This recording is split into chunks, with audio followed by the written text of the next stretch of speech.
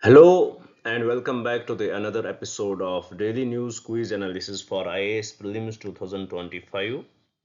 It is 16th December today, and in this video we are going to solve different types of questions which are very much relevant for your preparation. Before we will start discussing these questions, I would like to give you the brief introduction about the video if you are new to this channel so that you will get more connected with the initiative. Every day in this video, every day we try to upload this video on our YouTube channel. And in this video, we try to discuss three types of questions every day. So if we will break these questions into three sets, it will come as I will define you. The first set of questions which we discuss here are taken from the current affairs.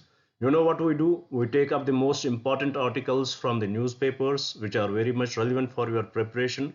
We break them down into the simplest language possible and derive the prelims based questions from those articles so that it will give the idea how you should read your newspapers and how the UPSC can ask you questions from those news articles. So this is the first set of questions which we discuss here. And after discussing these questions related to the current affairs, we move toward the second part of our discussion where directly from the static portion, every day, as you know, if you had followed me, you would note that we had started discussing the static topics also here, and we started with Indian polity.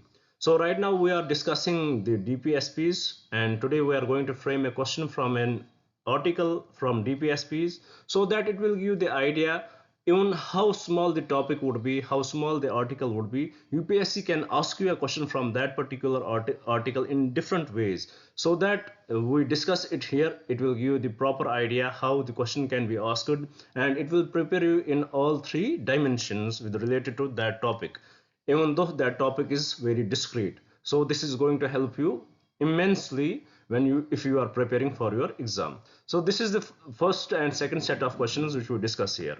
Static topics questions are in the second set.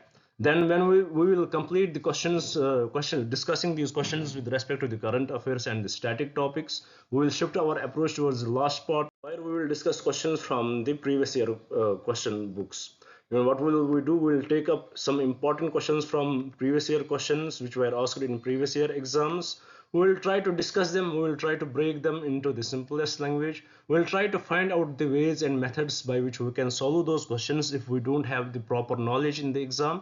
And also we will try to know how we can implement that knowledge which we get from these previous year questions in the upcoming exam. How, as we know that the UPSC has this habit, they would often repeat the questions, or if not the question, they would repeat the statements. So we should be very well prepared with this regard. We should know what were the questions asked, what were the options given there, and we should prepare so well with respect to those questions that we should be very well prepared before the exam. So this is what we do here. We will make you prepare very well with respect to the previous year questions. So this is in nutshell about the video what we are going to discuss in this video, what questions we are going to discuss, how they are related to your preparation.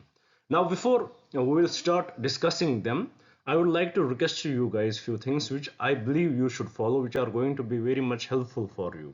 If I was at your place, if I was studying for my prelims exam next year, what I would do, I would keep writing these questions which we discuss here. I would keep the note of these questions. I would develop my own question bank. And when our exams are near, I'm talking about the month of May. At that time, the anxiety is very high. The exams are very much near to us. And at that time, we want to revise everything. But being an aspirant myself, I had seen how much difficult it gets. But if you have these questions with you, if you have this question bank with you, it will make your work very easy. What you will have to do, you will just go through these questions would definitely connect you with the current affairs which we discuss questions from. It will connect you with the static part also, and it will definitely give you the analysis of previous year questions. And in this way it will prepare you very well before the exam. It will boost your confidence. So my sincere request to you guys is, please do note down these questions. It is going to be very much helpful for you. Now after that, my last request to you guys is, please, if you are the first time visitor and you had not subscribed the channel, please do subscribe it, share it with your friends so that they may also get benefited from this, and please do interact with me.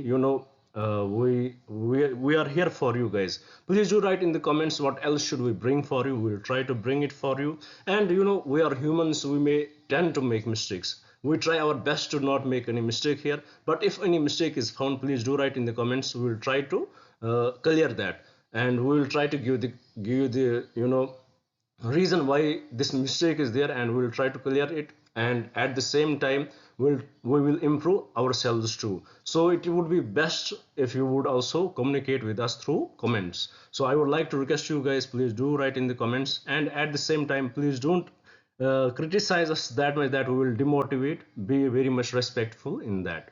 Now, without any delay, let's have a look at the first question which we are going to discuss today. Today's first question, it is about the Thermal Committee. Let's see what does the question say. The question says the Veena Kumar Thermal Committee, constituted by the Ministry of Mines in 2022, was primarily tasked with what? So you may ask me a question here, sir, why we had brought this question. As I always tell you one thing, that this video is not only a one-way video where we discuss the questions, but this video would act as a news analysis for you too, because when we discuss the questions from the current affairs, we also discuss the news analysis. We discuss the context of that question, and it makes it a kind of news analysis too. So if you had not read the newspapers yet, it will help you in many ways, because we are discussing the most important articles here. So don't worry about that.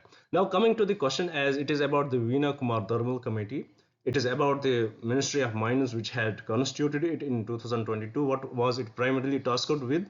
So what was its task? Before answering that question, let's go to the context of it, why we had brought this question. Today's article, if you will look at the newspaper today's article, one article in the newspaper was India's firm attempt at mineral diplomacy. You know, Usually one thing here, we are very much, India is very much lacking in critical minerals. We are very much lacking in critical minerals. We are very much import dependent on it. And uh, the one irony is that we are very much import dependent on China. And when any country, right now, if we look at these critical minerals, and we will look at their where they can be used. So if we look at the present time, this is the core industry right now. All the industries are very much dependent on it, whether it would be automobile, whether it would be space industry, whether it would be petroleum, whether it would be wind energy industry. Everything is dependent on these critical minerals. So these critical minerals play a very essential role in our day-to-day lives. They play an essential role in the economy of the with respect to the economy of the country. And one thing why they are called critical minerals, because if any disruption in its supply, it will cause large impact on the economy. So right now, our country India, it is very much dependent on these critical minerals, because we don't have such resources to extract them, and such resources are very much limited in our country. So we depend on many countries such as China. And the worst part of this is, those countries which are sufficient in the critical minerals, they can weaponize such minerals against the countries and disrupt it, and disrupt the economy of that particular country. For example, right now we are from last few years, we are not in good relationship with China. So what China can do, they can weaponize this resource which they have against India, and they can impact the Indian economy. So with respect to that, the India knows this very well. India knows how countries can weaponize it, how countries can disrupt this supply chain. So what India is trying, India is trying a firm attempt at mineral diplomacy. So they are widening their space with respect to the other countries. So with respect to that, the India in 2022, the Ministry of Mines, they had formed a committee under the under Veena Kumar, which is named as Thermal Committee. And this Thermal Committee, they worked over it, and they named 30 important critical minerals which are very much essential for India. So with respect to that, India is working on this critical mineral diplomacy. Also with respect to that, India is working with the multilateral cooperation, cooperative organizations. India has formed COBIL, in which the different in which different company has collaborated with each other, and the function of the cabal is they will enter into agreement with the foreign countries. Also, India has a focus. India is working with MSP, which is a mineral security partnership, to reduce its dependency on China and other such countries which are not that good with India. So India is doing its part. India is working very hard in securing the market of the critical minerals. So this is in nutshell about the article which was in the newspaper, how India is import dependent on it, how countries which are sufficiently having these resources, how they can weaponize it against any particular country, and how they can degrade the economy of that particular country. Here I want to add one more thing, that usually what we do, we when we hear of the critical minerals and we equate it unintentionally with the rare earth elements, but that we should know that they are totally two different items. We can see the elements which can overlap with rare earth elements, but if we will define it in a proper way, all rare earth elements are the part of the critical minerals, but all critical minerals are not part of the rare earth elements. So we can say that rare earth elements are the subset of the critical minerals. This is beyond the topic here which I wanted to address here. Now, without any delay, let's have a look at the question and get more idea about it. Let's solve it in a proper way. Here the question says the Veena Kumar Thermal Committee, constituted by the Ministry of Mines in 2022, was primarily tasked with, what was it tasked with? Investigating illegal mining activities in India, not that. Second option, assessing the environmental impact of mining operations, not this. Fourth, reforming the mining sector regulatory framework, not this. Third, developing a roadmap for India to become self-reliant in critical minerals. This was its primary function, to develop a roadmap for India to become a self-reliant in critical minerals. And in this report, they gave us 30 critical minerals, which India is very much dependent on. So with this, let's move to the another question and try to solve that. Here the question is about the simultaneous elections. In the recent classes also we saw that how the union government, they accepted the amendment bill and they were about to introduce that in the Lok Sabha, but yet they had not introduced it. So very soon they will introduce it in the Lok Sabha. So with respect to the simultaneous elections, there are two blocks had developed there. One block which is in support of the simultaneous elections, they support it. They say that it would be very much helpful to the country's economy. It will reduce the expenditure, it will improve the administration and all that stuff which we discussed in our earlier classes. But there is another block also which says that simultaneous elections, it would harm the country's federalism. It will have more harm effects than the goodwill. So what are those disadvantages which are related to the simultaneous elections, which they often cite? That is, for example, right now, if the country is going for the simultaneous elections, we don't have sufficient manpower to do so, because conducting the simultaneous elections won't be that easy. Even they are citing the example. For example, we are going for the state legislative assembly elections. Even for that state legislative assembly elections, we are not able to do that in a single phase, because we don't have such resources, we don't have such manpower available. So it would be practically impossible for a country as large as India to go for the simultaneous elections. Then another thing which they are citing, it will lead to the voter confusion. For example, voters won't know that what they are voting for, whether they are voting for the state assemblies or they are voting for the parliament, for the legislative assembly. So they would be very much confused about that. And also, one thing which I had understood, that regional, what do you need, there are regional demands and there are national demands. They are very much different. Even for the constituencies, the demands from the voters are very different. So it will definitely impact the regional demands of the regional priorities of the voters. It will definitely impact that. Also, regional issues would be diluted. And also, According to the author, it may definitely impact the basic structure of the constitution. Right now we believe in federal governance. We have central government and we have state government, and if the simultaneous elections will happen, so there are many states which were elected recently, and their size, their election time would be reduced, or for some states their election time would be increased. Or if suppose we will go for the simultaneous elections, and after a few years there would be no confidence motion in a state assembly, then what will happen to that particular assembly, whether there would, what will the government do with that? So these, according to the author, definitely the federalism of the country would be impacted, which is the basic structure of the constitution. So there are various issues related to the simultaneous election. There are different blocks which are in support of it. There is a different block which is against to it. So with respect to this, we will see how the Lok Sabha will take this and how the voting would be done there, what would be the discussion. That would be, these such articles would definitely come, would keep coming in our discussion. So with this, let us try to answer this question and get more idea about it.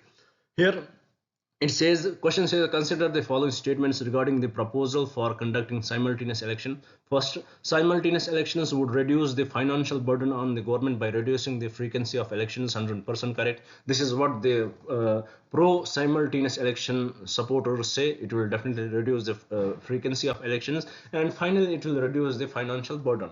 Second, it says the potential for a lame duck government is minimized if elections are held regularly for both the central and state elections. This would definitely happen. The potential of this lame duck government, usually once the government lose, when once we are moving for the second elections, the government at that time is way much equal to the lame duck. They can't take those big actions. They can't promise big things there. So this lame duck government will be the potential for this lame duck government is minimized if elections are held regularly for both the center and the state legislatures. For in this way, I hope you had understood this term.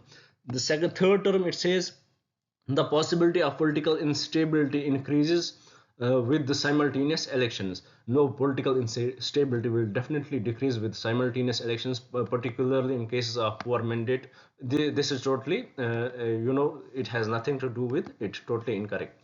Fourth statement, simultaneous elections may lead to an imbalance in the regional representation as national issues could overshadow state issues. 100% correct. This can happen, when there are simultaneous election. As we discussed in our context spot also, the national issues could overshadow the state issues. So with respect to this question, the correct statements are statement 1, statement 2 and statement 4 only. And from the statement 1, statement 2 and statement 4, and from the code given below, there I had marked the code incorrectly. It is option C should be the correct option, which is 1, 2 and 4 only. So with this, I hope you had understood the concept. We are discussing the concept of simultaneous elections from very long now. If I will give you the little info about it, it is conducting the state legislative assemblies and the parliament elections at the same time. There were talks about conducting the local body elections also, but Ramnath Kovind committee, it rejected it. It did not support. Actually, in fact, it supported the conducting the.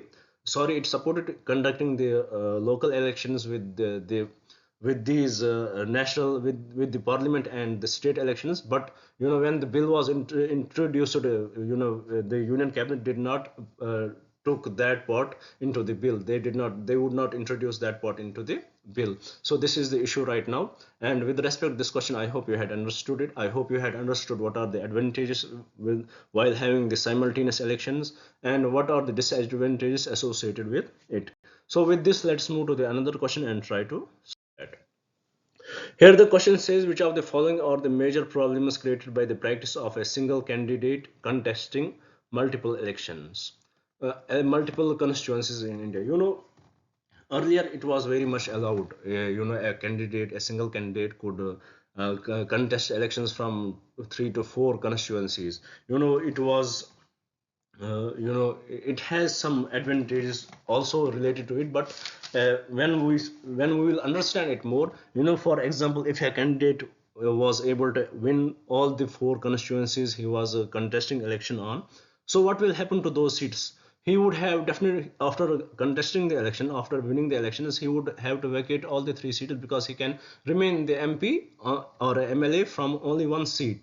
So what will happen to these three seats? Then those three seats will go for the re-elections, or we can say by-elections after 6 months. So this will definitely increase the expenditure on the government. So there were various issues which came further. So with respect this, in actually in the Representation of People Act of 1951, it was very much allowed, but it was amended in 1996, and the maximum limit was reduced to two only. That is, a candidate can contest election on two constituencies only. Two constituencies only. A candidate can contest election, and once he wins on both the constituencies, he has to vacate one seat, and then the by election will happen. So why this advantage was given? Because the reasons which were cited, that it will provide cushion to the political candidate. It would be a backup plan for a political candidate. For example, there is a political candidate, if he thinks he can lose from one constituency, then he would definitely go for two constituencies, and he would think that it will be a safer approach for him. And also, in our country, that political parties are known for their leaders, and those leaders are very much charismatic. And if unfortunately that leader loses the election, then it will definitely impact the reputation of the political party. So for such leaders, such this one single candidate and multiple constituencies is going to act as a heaven for them. They can contest from different constituencies. But it also had huge bad impacts associated with it. For example, the expenditure will increase, and all that stuff will expenditures will increase. And how voters will see it. For example, voters will vote for a particular person, and they won't feel need to vote again, or they will get disappointed with the person because they are voting for that particular person and he is vacating the seat. So it will definitely impact it. And also, for example, if it will be advantageous, these by elections would be advantageous for the political party who has won the election. It would be very much advantageous for them. So there are various issues related to it. And now there are concerns: what should the government do? What should we do with respect to this? There are various viewpoints in this regard. Some say that it should be totally eliminated. Some say that the money, the expenditure, it should be, this expenditure should be on the shoulders of the candidate who is contesting by elections. Some say that uh, this should be totally eliminated. And another recommendation with respect to it is that these by election, if it is available in our country, if it is still working in our country, the time period to contest the re-election or by election, it should be increased from 6 months to 1 year. Because in this particular time, the winning party will have the advantage. But if it would be increased, that it will refresh the voters mind, and they will think in a different way. So these are some measures which are given with respect to the single candidate and multiple constituencies. I hope you had understood the context, what was in the news. Now let's try to solve the question and get more idea about it. Here the question says, which of the following are the major problems created by the practice of single candidate? Here we are talking about the problems created by the practice of single candidate contesting multiple elections in Indian elections. First, increased financial burden on political parties due to the need for separate campaign in each constituency. 100% correct. Second, potential disenfranchisement of voters in constituencies where the candidate has already secured win in another. 100% correct. Third, the possibility of candidates using multiple constituency as a tool to secure a safe seat undermine democratic fairness. This is not the problem actually, which is also discussed. So it is not the problem created by the practice of single candidate. So we can mark it incorrect. But with respect to the simultaneous, with respect to the single candidate contesting multiple elections, this is the reason why they are conducting it. But it is not the problem associated with it.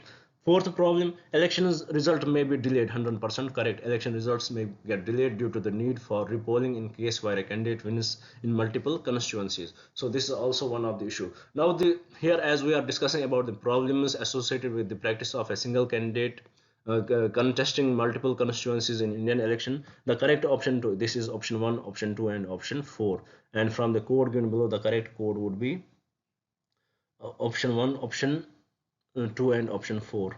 So I would mark this as the correct option, which is option A. Sorry, I had marked the numbering wrong here. So the correct answer to this question is option A. With this, let's move to the another question and try to solve that. Here the question is about the carbon market. A carbon market is a system that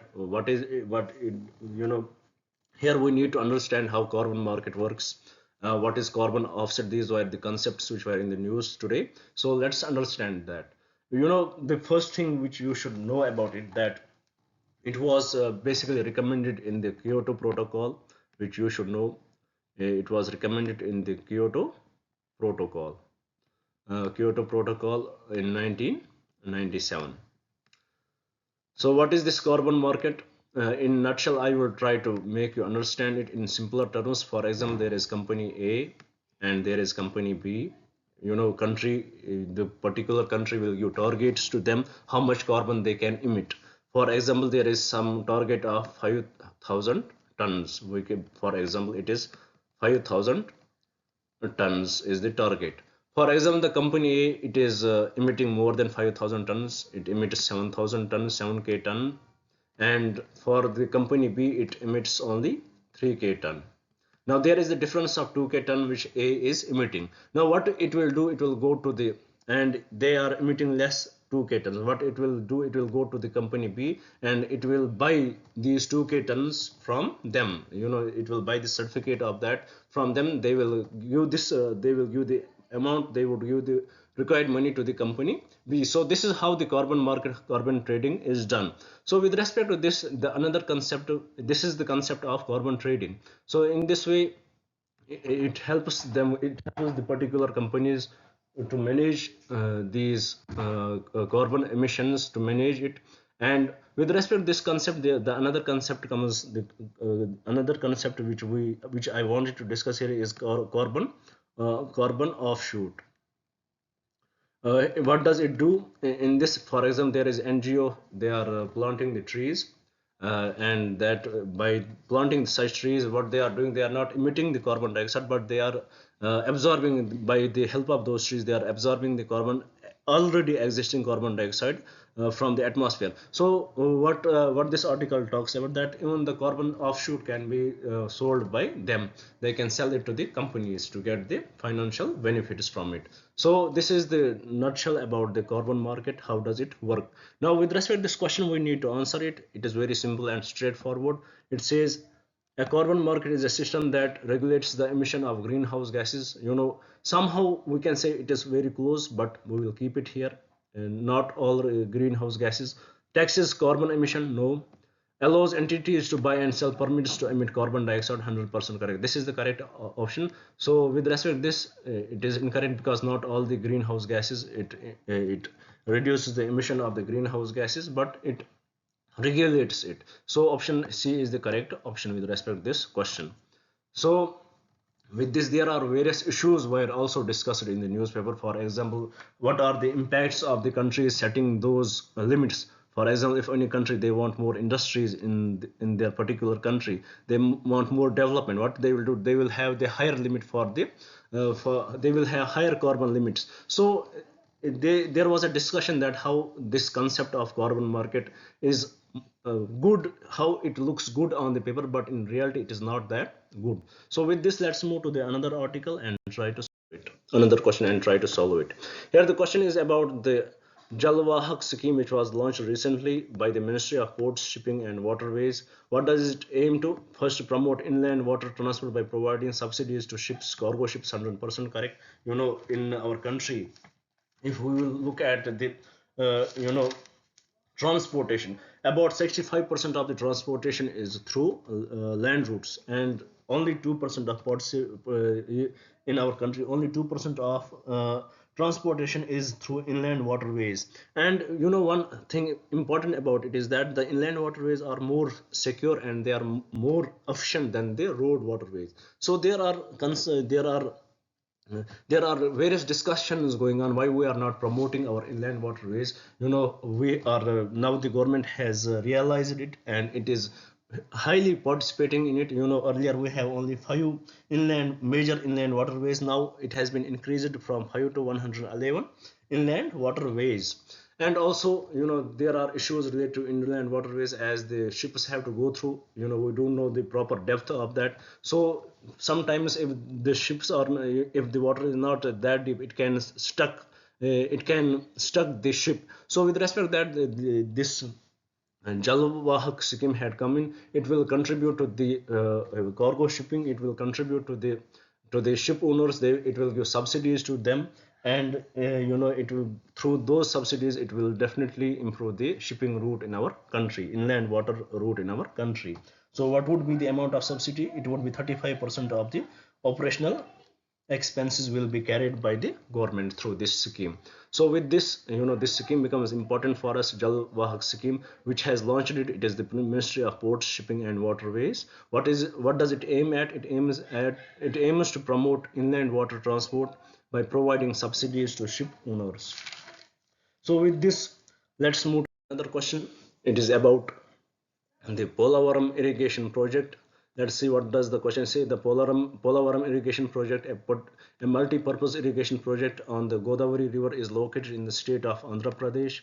You know why we are discussing it? Because BJD, a political party, has opposed it,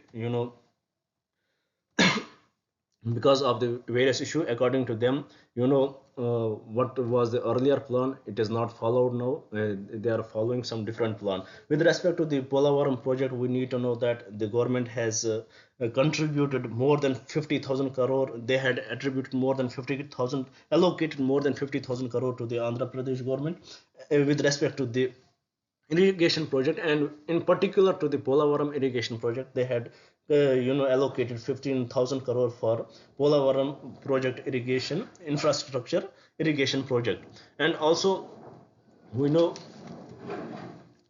after the after the reorganization act of 2014, this Polavaram irrigation project, it has become a national project. And for us, it is very much important to know what are the criterion for any project to become a national project. First, there are few criterions given. First, it has to be international project. It should be international project, or if it is not the international project, it should be an interstate project, or it should be an intrastate project or interstate project, where it would come under the area which comes under it. It should be more than 2.5 lakh hectares. So why the BJD is opposing it? Because they say that the original proposal has been modified with this, and they also say that there has been no scientific approach has not been followed with respect to the Polavaram irrigation project, and it can be disastrous for the entire area. So with this, with respect to this, we had solved the question where this is located, and I hope you had got the basic idea about it. Now with this, let's move to the last question from the current affairs today. Then after, we will shift our approach towards the static part. Here, the last question from the current affairs today is about the carbon 14 dating. Why we had brought this question here? Because the Sambhal administration writes to ASI for carbon dating of a temple. So here it becomes very much natural to know about carbon 14 dating. What is how it is done? You know about carbon, it has many isotopes, especially the isotopes which are very much relevant for us right now is carbon 12 and carbon 14. So one thing about carbon 12 is that as we are right now, we are breathing, we take both carbon 12 and 14 in our body. Carbon 12 will stay, once we are so carbon 12 and carbon 14 both are in our body. It will be all over our body. So once we will die, carbon 12 would stay there as it is. But about carbon 14, what will it do? It will start, what it would start decaying.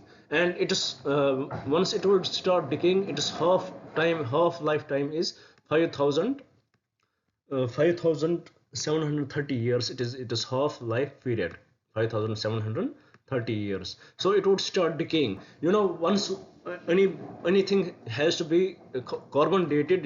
For example, we have to go for the carbon dating of any object or any temple or any fossil fuel. What we will do, we will compare these two things, how much the carbon has decayed, carbon 14 has decayed with respect to the carbon 12, and by this we will come to know the I got a little call. So we were at carbon dating, carbon 14 dating. As we were discussing in it, we will compare the carbon 14, how much it has decayed with respect to the carbon 12, and we will come to know the real age of that particular fossil. So this is the technique which is used. So this procedure is very much important for you. This you should know. Now coming back to the question and try to solve it, and after that we will shift our approach towards the static part. As the question says, carbon 14 dating is a technique used to determine the age of organic matter or any fossil fuel. Which of the following statements accurately describe the process of carbon dating? First statement, by measuring the ratio of carbon 14 to carbon 12 in a sample and comparing it to a known standard, scientists can estimate the age of the sample. 100% correct. This is the correct option for this. So with respect to this question, the correct option is option 1. So with this, we complete today's discussion with respect to the current affairs topics, with respect to the questions from the current affairs. I hope you had understood that properly. If anything which I had missed, please do write in the comments. We are here to help you, we are here for you, and also at the same time we are here to improve ourselves too. So if any mistake is found in this video, please do write in the comments. We'll try to we'll give that a rewatch, and we'll try to improve that part from our side. So with this, let's move towards the static part and try to solve it. Here today's static question is on Article 43 of the Indian Constitution. As we know that we are discussing DPSPs right now, and it belongs to the part 4 of the Indian Constitution. They are not enforceable by, they can't be enforceable, we can't go to the courts if the government is not giving us what is stated in DPSPs. So right now we are discussing Article 43 of the Indian Constitution. It is a directive principle according to the question. Let's see what does the question say. Article 43 of the Indian Constitution is a directive principle, 100% correct, of state policy that aims to, what does it aim at? First, ensure equal pay for equal work for both men and women. Totally incorrect. We discussed it in earlier articles. Second, provide free legal aid to the poor and marginalized. Not the part of this. Third, secure for workers a living wage, decent working conditions, and social security. 100% correct. Secure for workers the living wage. How much they should be paid? It is the duty of the state. They should give the limit. How much they should make the limit. How much? What should be the working living wage for a particular worker? What should be the working condition, and how they should contribute to the social security? Right now we are often discussing about the gig workers, that they are there is no security for them with respect to the living wage, working condition, and social security. So here how government can come into the picture. They can use this article 43, and they can make a recommendation with respect to that. And also this article 43 also talks about the cottage industry, how the state should promote it. So with this, I hope you had understood it. The correct option to this question is option C. And with respect to the article 43, I hope you had understood everything which is necessary from this article. So with this, let's move to the last part of our discussion, where we will solve the previous year question, and finally we will conclude our discussion. Here the question is about the Trade Dispute Act of 1921. It provided for what? First, participation of workers in the management of industry. No. Second, arbitrary powers to the management to quell industrial disputes. No. Third, an intervention of British court in the events of trade disputes. No. A system of tribunals and a ban on strikes. Usually at that time there were various strikes happening, and with respect to that, a system of tribunals and a ban on strikes is the correct option for this question. So with respect to this question, the correct option is option D. So with this, we complete today's discussion. I hope you would like the video. I hope you would share it with your friends, and also I hope you would subscribe the channel. I would like to say thank you very much if you are watching it right till now, and I hope the best for you. I hope what you are preparing for, you will succeed in that. Thank you for staying with me. Thank you very much. Have a nice day.